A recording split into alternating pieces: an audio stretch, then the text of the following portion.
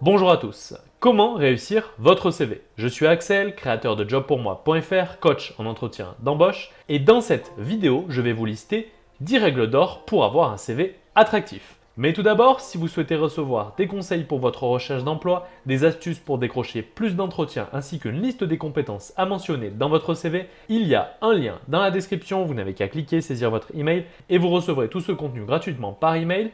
Et pour ceux qui veulent aller plus loin, il y a des formations complètes pour trouver un emploi.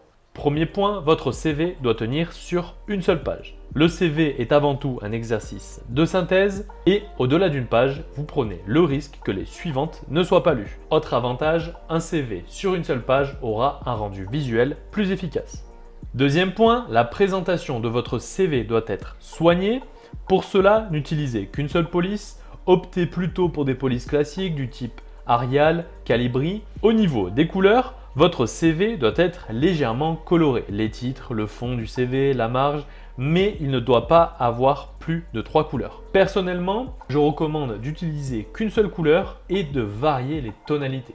Si vous prenez un bleu pour l'ensemble de votre CV, eh bien vous allez le foncer pour les éléments importants comme les titres et vous allez réduire la tonalité de ce bleu pour les éléments comme les listes de vos missions qui vont être à l'intérieur des blocs. À mon sens, c'est plus judicieux de rester sur une même couleur en variant les tonalités plutôt que de partir sur des couleurs qui vont être totalement différentes. Vous allez voir que le rendu visuel sera bien plus homogène et agréable à la lecture. Petite astuce, n'hésitez pas à reprendre le code couleur de l'entreprise, ce qui permet aux recruteurs d'associer le CV à l'entreprise, même si c'est de manière inconsciente. Pour votre CV, restez sobre, évitez de trop en faire avec de l'italique, du gras, du surligné, du souligné. De toute façon, à mon sens, l'italique et le surligné sont à bannir. Et le reste doit être utilisé avec modération. Si vous en faites trop, justement, votre CV va avoir un aspect brouillon et vous allez perdre l'intérêt du format de texte. Ce que je conseille, c'est plutôt de faire ressortir les éléments importants, comme par exemple de mettre les titres en gras ou alors d'utiliser une taille plus importante. Éventuellement, vous pouvez souligner des éléments, notamment pour les tâches principales qui vont regrouper un ensemble de petites tâches secondaires. Exemple, comptabilité client, élément principal, donc là souligné, avec une liste de petites tâches, petit 1, petit 2, petit 3. Troisième élément, votre CV doit avoir une photo. Il faut savoir que les CV avec photo ont davantage de chances d'être choisis que ceux sans photo. Néanmoins, si vous estimez que pour une raison ou pour une autre, votre physique n'est pas avantageux, évidemment, ne mettez pas de photo. Quoi qu'il en soit, si vous mettez une photo, faites une photo professionnelle. À bannir les photos de profil Facebook, les photos où on vous voit entier des pieds à la tête, les photos où vous n'êtes pas seul et qui sont découpées, où il y a un arrière-plan du style piscine, les photos de vous en randonnée avec une mauvaise qualité. Non, on enlève tous ces éléments qui ne font pas professionnels. Une photo de CV, c'est quoi ? C'est une photo qui va être uniquement centrée sur le haut du corps et dont la tenue portée sera adaptée. Exemple, chemise ou costume pour un homme et veste de tailleur plus chemise pour une femme. Éventuellement, pour certains métiers, vous pouvez faire une mise en situation dans le contexte professionnel. Si vous êtes mécanicien, pourquoi ne pas vous mettre en scène en train de réparer un véhicule dans un garage? Hormis ce type de cas, pour tous les postes qui sont notamment dans des bureaux, gardez en tête ces deux points. Photo du buste plus chemise. Quatrième point, vous devez impérativement donner un titre à votre CV. Alors, sont à bannir les titres du type recherche d'emploi, recherche de stage. Cela n'apporte rien à votre CV. Si vous donnez un CV à une entreprise, c'est forcément que vous êtes en recherche d'emploi, de stage, d'alternance, mais vous êtes en recherche. Ce titre déjà vous fera paraître trop en demande, c'est-à-dire que finalement, ça fait un petit peu comme si vous étiez prêt à tout accepter simplement à retrouver un travail, sans chercher spécifiquement un poste. Donc ça, c'est à bannir de ce point de vue-là. De plus que le recruteur, il ne sait pas dans quelle case vous mettre. Il ne va pas s'amuser à lire votre CV pour savoir sur quel type de poste vous pouvez prétendre postuler. Aussi, évitez les titres du type travail dans, et là vous précisez le secteur. Comme là, travail dans l'agroalimentaire. Forcément, soit vous postulez dans des entreprises dans le secteur dans lequel vous souhaitez travailler, auquel cas il sera inutile de repréciser le secteur. Si vous postulez dans une entreprise d'agroalimentaire, mettre en titre de votre CV emploi dans l'agroalimentaire, ça n'a aucun intérêt. Et si vous postulez dans une entreprise qui n'est pas dans ce secteur-là, l'entreprise va voir votre CV et elle va dire, bon bah, lui il veut un emploi dans l'agroalimentaire, nous c'est pas ce qu'on fait, donc CV à la poubelle. Alors quel titre de CV mettre? Le plus simple, c'est de mettre l'intitulé du poste visé. Et je dis bien du poste visé, pas de votre dernier poste. Si par exemple dans une entreprise, vous étiez assistant comptable et que là vous avez vu une offre pour être comptable, vous estimez avoir assez d'expérience pour passer comptable, eh bien en titre de votre CV, vous allez mettre comptable. L'idée n'étant pas de mettre l'intitulé du dernier poste occupé, mais l'intitulé du poste visé, pour que justement vous attiriez l'attention du recruteur. Voilà, peu importe votre CV, de toute façon, vous allez postuler pour une offre spécifique. Hormis dans le cas où vous ne répondez pas à une offre et que vous allez émettre une candidature spontanée, dans tous les autres cas, il faut vraiment mettre en titre l'intitulé du poste visé. Comme ça, le recruteur, il le voit, il sait déjà d'emblée où vous mettre. Derrière, il va s'intéresser à votre CV, à votre parcours, et là, il pourra juger si oui ou non vous décrochez un entretien avec lui. Dans le cas où vous êtes en recherche de stage ou d'alternance, n'hésitez pas à compléter l'intitulé du poste visé en rajoutant devant, alternance comptabilité, stage comptabilité. Voilà, pour préciser à la fois votre profil et le motif de votre candidature. Cinquième point, les blocs principaux, ce sont les cases qui vont regrouper les expériences et les formations. Parmi ces deux éléments, vous allez mettre en premier le bloc qui vous paraît être le plus significatif. Par exemple, si vous êtes jeune diplômé et que vous avez peu d'expérience, vous allez mettre votre bloc concernant vos formations en premier. Au contraire, si vous avez maintenant beaucoup d'expérience, vous allez lister vos expériences professionnelles tout en haut du CV. L'idée, c'est de mettre en premier le bloc le plus significatif pour le poste en fonction de votre profil. Outre leur positionnement en première ou en deuxième position, n'hésitez pas à ajuster la taille de ces blocs en fonction de leur importance. Sixième point, rédiger un CV antichronologique.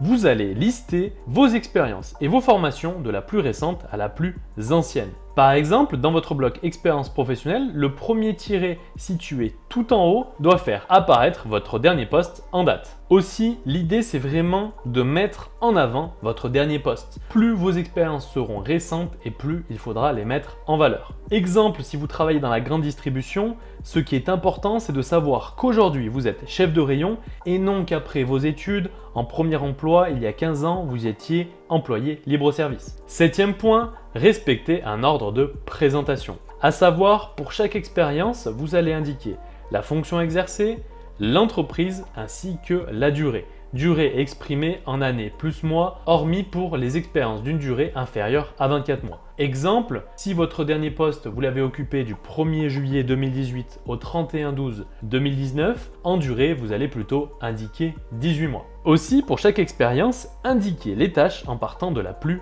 importante. Faites plutôt des listes et non des paragraphes. Oubliez les phrases du type « j'ai pu manager »,« j'ai saisi des factures ». Non, on met des tirets. Management, saisi. Donc on liste avec des tirets et non des phrases. Et à chaque fois, essayez d'être le plus concret possible.